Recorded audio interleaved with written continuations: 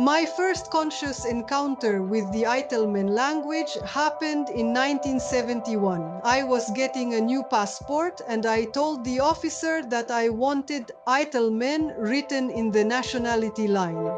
And the first thing he said to me was, "How can you call yourself Itelmen if you don't know the Itelmen language?" Back in 1971, I thought, well, surely somewhere in Kamchatka, in village libraries, one can find literature on the Itelmen language. But unfortunately, nothing of the kind existed.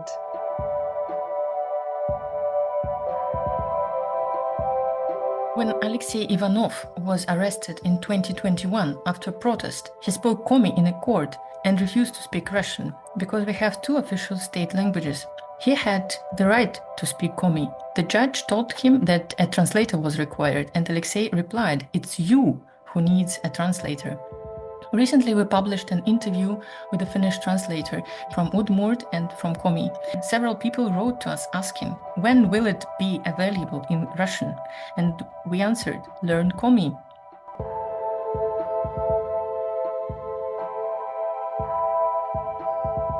In Buryatia, the head of the republic introduced a 5-day school week for all children up to year 9.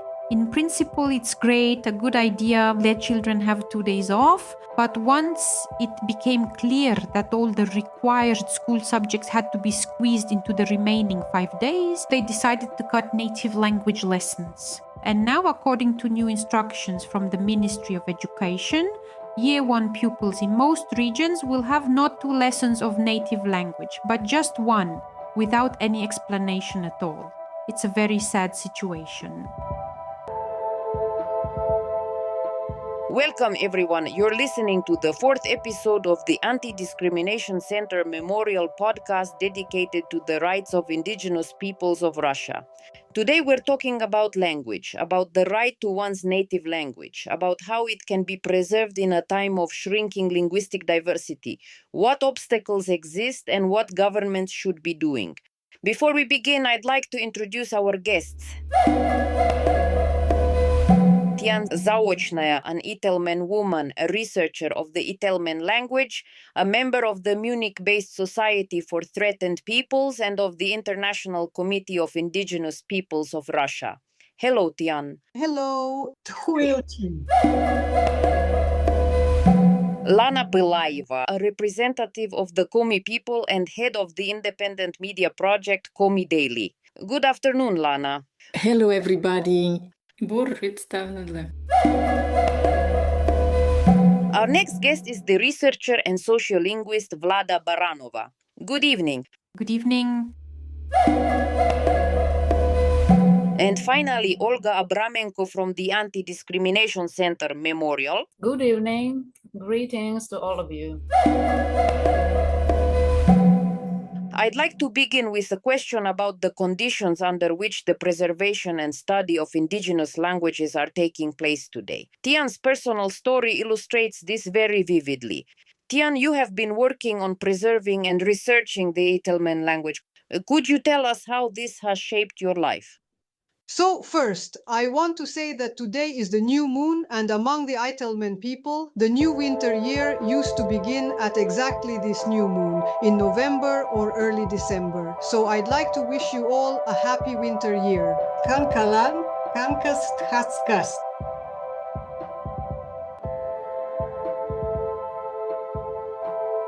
And I'd like to read you a few lines from a poem written by Nelly Suzdalova, an Itelmen poet. Kuma Itelmen, amzanga shostinen. Hamuh Itelmen kat kinzaknen. Kam kuza izakak. Muza zuskichin disk nerglichen. People say that the Itelmen are extinct. We are not extinct, we live on our land. In the Tsarist era, visitors who traveled through Itelmen villages wrote that the Itelmen were almost gone, that their language no longer existed, except that sometimes our grandmothers still spoke it among themselves. I grew up in a family where my father and his relatives spoke the Komchedal language. That's how my father, my grandmother, and my mother referred to themselves too. After uprisings, forced conversions, epidemics, and several waves of displacement, both during the Tsarist period and later in Soviet times, the Itelmen mixed not only with Cossacks but also with other Itelmen groups and with the Ainu. Until roughly the mid or late 18th century, there were many dialects, but all Itelmen still considered themselves one people. The Itelmen of central and southern Kamchatka always called themselves Komchedal after the conquest, and their language the Komchedal language. My grandmother, born in 1889, had a church record stating, born into a family of a Komchedal man and a Komchedal woman. So, back in 1971, I thought, well, surely somewhere in Kamchatka, in village libraries, one can find literature on the Itelmen language. But unfortunately, nothing of the kind existed. I was fortunate only several years later when I met Yevgeny Nikolaev, the Moscow dissident and polyglot. At the Lenin Library in Moscow, he requested an Itelmen dictionary and an arithmetic primer. These were textbooks compiled by Itelmen people back in the 1930s, but they had been written using the Latin alphabet. My husband and I traveled to the north of Kamchatka to collect whatever words we could find and to listen to Itelmen speakers. We went there specifically to look for speakers of the living Itelmen language. And for you, this ended with being stripped of your citizenship. Well, not exactly. When we traveled to the villages, they would always find us, either the KGB or the police. They would force us to sign a statement saying that we would leave that settlement on the very next plane. Kamchatka remained a closed border zone until 1995. We were only allowed to visit my mother's village because she could send us a formal invitation. In the 1970s, we found in Moscow a dictionary of the Itelmen language compiled by the zoologist Benedict Dybowski between 1879 and 1883. He recorded all three dialects he encountered in Kamchatka. We copied it out. Therefore, on the 15th of January 1980, we had a police search. Along with the samizdat, they confiscated our handwritten dictionaries and magnetic tapes with recordings of the Itelmen and Komchedal languages.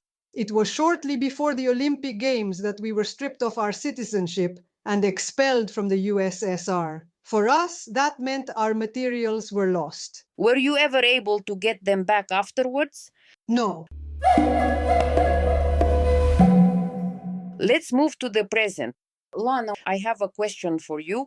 What is the situation with your people's language today, and how do modern activists support and preserve it? The Komi people are a larger indigenous group, so in a sense, our situation is somewhat better. As Tyan mentioned, we also have many different dialects. Literature Komi is based on the Syktyvkar or Sisala dialect, and we do have a standard literature Komi language. Unfortunately, in 2018, there was an education reform, and the study of indigenous languages in national republics became optional. It is now a subject of choice. Pupils can choose to study a bit more Russian instead. The teachers often encourage this. This year, the number of hours allocated to indigenous languages in primary school has been reduced even further because new subjects were added. The regional component is always the first to be cut. There are initiatives that support the Komi language, courses run by the state and by private activists. For example, one museum now offers an online course called Komi language. So something is happening. So fortunately, it remains a very safe kind of activity, the sort of thing that activists are allowed to do locally. But if one makes even a small step to the side, I think you may remember when Alexei Ivanov was arrested in 2021, he spoke Komi in court and refused to speak Russian, because we have two official state languages. He had the right to speak Komi. The judge told him that a translator was required, and Alexei replied, "It's you who needs a translator." Yes, there are some initiatives for studying the Komi language, but unfortunately, especially in towns, Komi takes a minority position. People mostly speak Russian in everyday life. In rural areas, there are still places where life happens in Komi. But the problem is this. In my case, I know the Komi language, but for me, it is more of a heritage language. I use it only in certain areas of my life, mostly family communication and everyday domestic matters. And I think it is a major problem for all indigenous languages. In the best case scenario, they exist in a heritage state because they have been pushed out of almost all spheres of life except domestic and family communication. What do you think needs to be done? I think it's important to make it cool to speak Komi, to make it an interesting thing to do. There should be interesting materials published in Komi. We have musical groups that perform in Komi. In the Republic of Sakha, for example, there are films in the Sakha language. These kinds of initiatives really matter. There are also comic books in Komi. There is a well-known comic character called the Handlag who speaks Komi and sometimes publishes short pieces in the language. I think that promoting culture in this way, through a genuine interest, is essential. People should come to their culture because it feels interesting. Interesting and perhaps even prestigious. If we talk about bigger structural reforms that could happen one day, then I think it is perfectly reasonable to require knowledge of the Komi language for administrative positions. That is how it works in many European countries, Switzerland, for instance, where several official languages exist side by side. The first thing that comes to mind, though, is an interest. I am currently taking Komi language courses because I want to learn the literature standard Komi. I find writing quite difficult. Many people who come to these courses are adults who want to learn Komi because they feel something is missing. Many say, I remember hearing elderly relatives speak the language when I was a child, or my birth certificate says Komi, but I don't speak Komi myself. That's a common experience.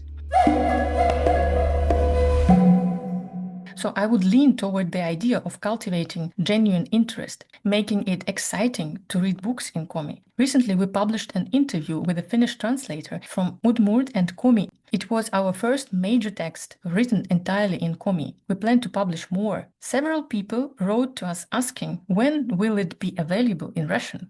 We answered, learn Komi. And here's something I'm really curious about. How does the teaching of languages work today? The languages of Russia's peoples, indigenous peoples, and small indigenous groups. Vlada, I suppose this question is for you. Yes, it's an important question because what we're seeing is a clear reduction in language instruction. Lana mentioned the amendments to the Education Act introduced in 2018. On paper, they look very liberal. They suggest that parents may choose the language of instruction for their children. But in practice, this has led to a dramatic decline in teaching in native languages. According to the official statistics from the Ministry of Education, the decrease is almost twofold. And even before this, the percentage of pupils who were taught in their native language was already extremely small. School administrators informally encourage parents to choose Russian. For example, if a child is Russian speaking, and if there is only one class and you cannot open parallel classes, as is the case in rural schools, then by default everyone switches to Russian. Teaching in the native language, where maths, for instance, is taught in the indigenous language, has been reduced drastically.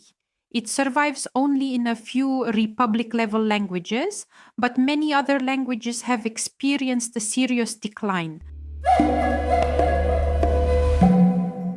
The still teaching of these languages as subjects, a lesson of Chukchi, a lesson of Komi, a lesson of Tatar, and so on. But this is a far less effective linguistic model. It is always better when children learn something important, like mathematics, in their native language. It is far easier to internalize grammar when you're engaged in meaningful activity rather than sitting and memorizing verb forms. A much more natural way to acquire a language is when you use it while doing something significant, in craft lessons, in PE, and so on. But there is much less of this now, and there was already very little. Only around 2% of all children in Russia were taught in their native language. Now only 174,000 pupils remain. As for teaching native languages as subject, according to the ministry, the numbers look as though they have grown slightly. But as Lana also said, these lessons are extremely easy to push aside at any moment, because the so-called regional component is always considered the least important. For some reason, schools assume that native language lessons are the least essential. Sometimes even well-intentioned initiatives have unfortunate consequences. In Buryatia, the head of the republic introduced a 5-day school week for all children up to year 9. In principle, it's great, a good idea, let children have 2 days off. But once it became clear that all the required school subjects had to be squeezed into the remaining 5 days, it turned out that the number of hours exceeded medical guidelines for children, so they decided to cut native language lessons. And now, according to new instructions from the Ministry of Education, Year 1 pupils in most regions will have not 2 lessons of native language, but just 1, without any explanation at all. It's a very sad situation.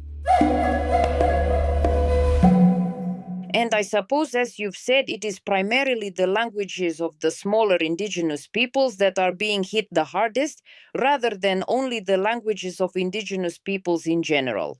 Olga, let me ask you this. In 2019, the UN declared the International Year of Indigenous Languages, and not only a year, but practically the entire following decade was dedicated to them. On this level, if we compare global developments with what is happening in Russia, what conclusion can we draw? I was listening to our speakers and thinking about my visits to various UN committee sessions where the rights of indigenous peoples, cultural rights, language rights were being discussed. In particular, the UN Committee on the Elimination of Racial Discrimination. And more recently, in September this year, the session of the Committee on Economic, Social and Cultural Rights. I remember very clearly how nervously the Russian delegation always reacts to criticism regarding the situation of indigenous peoples. This year, especially, members of the Russian delegation were quite offended when they were criticized specifically for the decline in indigenous languages, for the shrinking of language instruction, for the fact that language, which for small-numbered indigenous peoples is inseparable from their traditional way of life, that the language disappears when that way of life is restricted or prohibited. If the state doesn't create conditions for maintaining a traditional lifestyle, then the language also disappears. This is a real contradiction here. On the one hand, symbolic gestures are made. Certain years are declared years of languages, and very recently Putin signed a decree establishing a day of the languages of Russia's peoples, which will now be marked on the 8th of September, as I understand it, deliberately positioned against the International Day of the world's indigenous peoples, which is celebrated globally in August. On the other hand, around these dates and decades of indigenous peoples, certain projects suddenly appear, some funding is allocated, and something is indeed done. In Soviet and post-Soviet times, linguists did carry out very thorough academic research on the languages of Russia's peoples, including languages that may seem exotic to a non-specialist, languages containing features not found in famous or familiar European languages. So yes, there was an academic research, but what is forgotten is that a language must be passed from one generation to the next. These languages simply do not reach the children, the preschool-age children, for whom this is the most fertile period for acquiring their native language and then carrying it into adult life. We still haven't touched on one very practical aspect of language learning. This question came up partly in our earlier podcast episodes. If a language has no practical use, people won't learn it. So I'm wondering, are there any professional fields where conditions are created such that people need the language? Tyan, for example, among the Itelmen people, are there any professions that actually require the language? It's hard to say. I don't know about the larger indigenous peoples, but among the small-numbered indigenous peoples, for instance, teaching in native languages existed only from 1932 to 1957. Take Kovran village. We went there in the 1970s and children were taken to boarding schools. Parents and children lived in the same village, but the children had to live in the boarding facility. They could see their parents only for 2 or 3 hours a day. As Olga said, this break between generations was happening very rapidly in the 1970s, and this has had a strong impact on the people who taught and still teach the Itelmen language. Today, there are practically no native speakers left. There is one elderly woman, but even she may no longer be alive. Last year, she turned 86. No one needs the Itelmen language for any profession. At one time, I supported the Itelmen language project. It was something people in Kamchatka themselves wanted. Both Itelmen and non-Itelmen people wanted it simply because they found it interesting. The Itelmen language wasn't taught in schools. Now, for instance, in the city of Petropavlovsk, in Yelizovo, and in other villages around the city, people of all ages studied Itelmen by choice, and according to the last census, there were around 3,000 Itelmen in total. And if, as was said in your previous podcast episode, one studies the Itelmen language without having access to fishing or hunting, it's like if you just read a textbook from the first page to the last, study it, and that's all, then the language simply has no place in everyday life.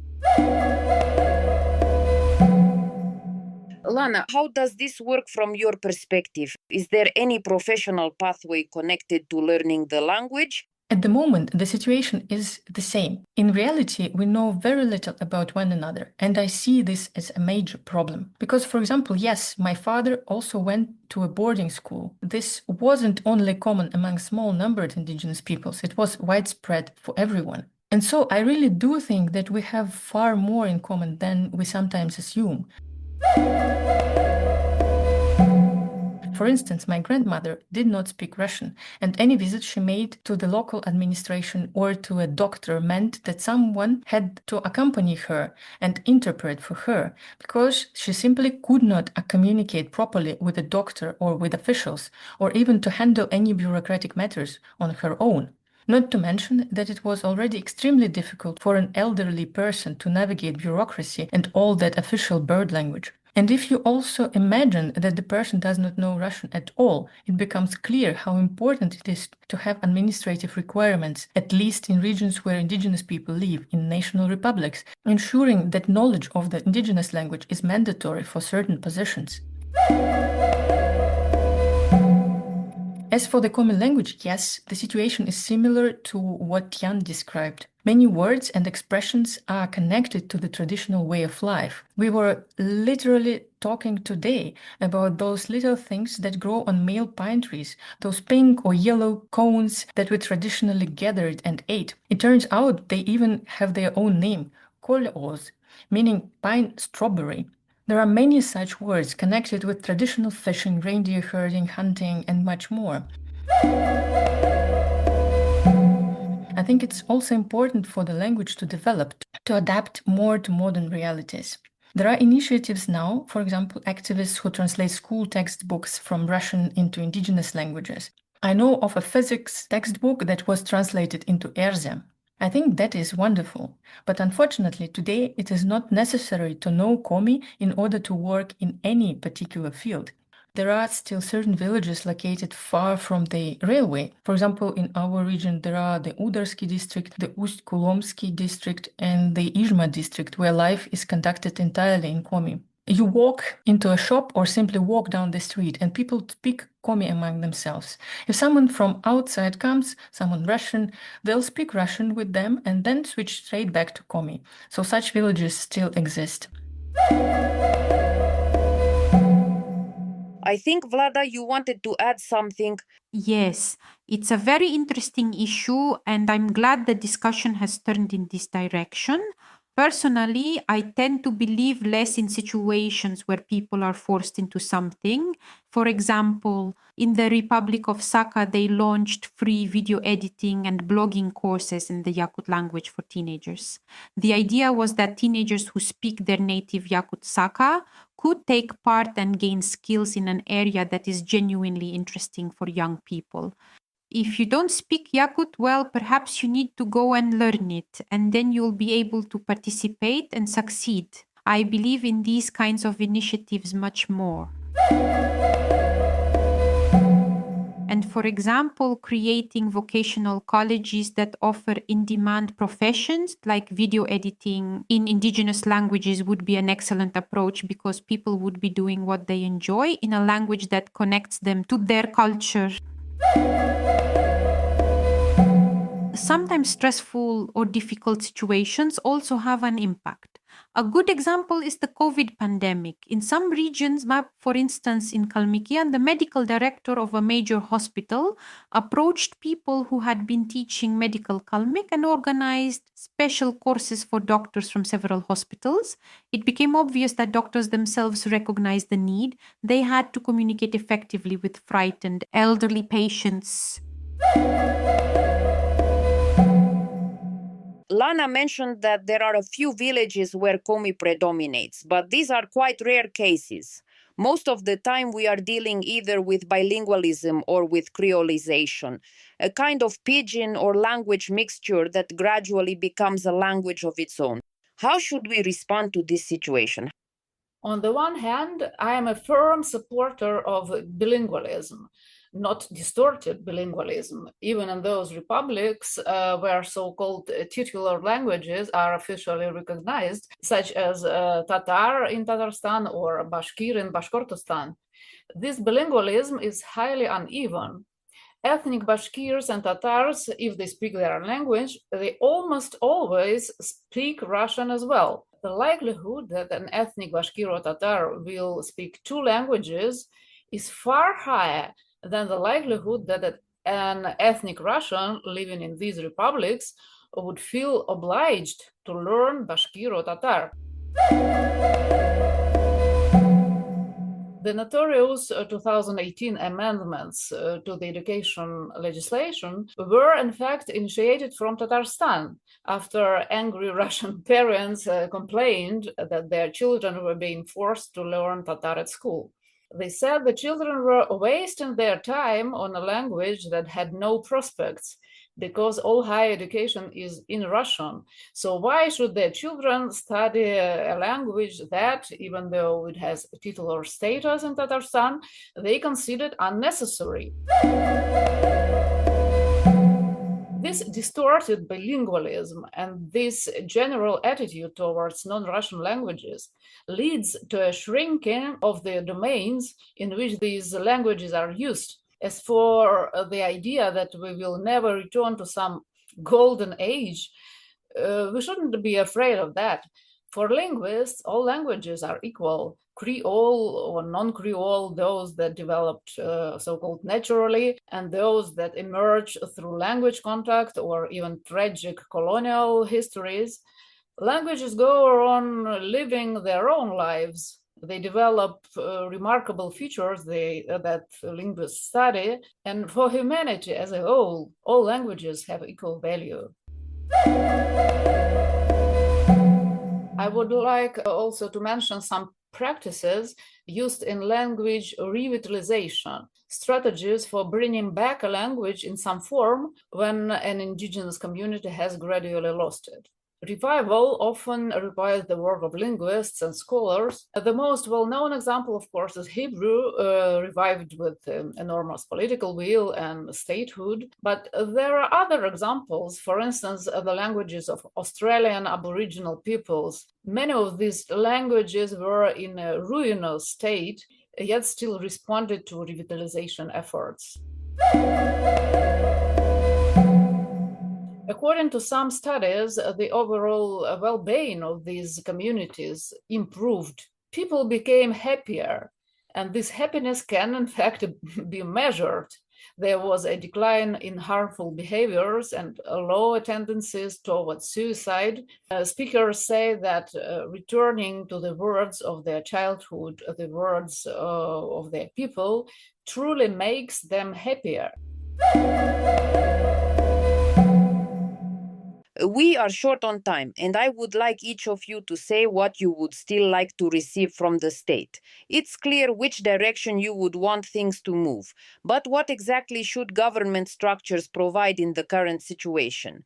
I believe that the state should interfere as little as possible. In the 1990s and 2000s, right up until around 2015, a great deal of Itelmen literature was created, many recordings as well. I think it was a mistake of our Itelmen people that they constantly appealed to the state, help us, help us. I believe there should be a certain framework from the state to prevent discrimination, but that they should not interfere in these matters. Lana, your view? I think that some state support is necessary. Activists and NGOs alone cannot solve the problem. I want the Komi language in the Komi Republic to be used as widely as Russian. I want to step outside my home in Syktyvkar and hear Komi spoken in the streets, and I want Komi to be present on television, radio, and online platforms. I agree that the support should come from the state, but with a human face, probably through support of NGOs doing this work. But some form of state regulation is still desirable. For me, the perfect picture is simple. I walk out of my house and I hear speech in Komi. Vlada, and you, what do you think? We are saying similar things, and that is wonderful.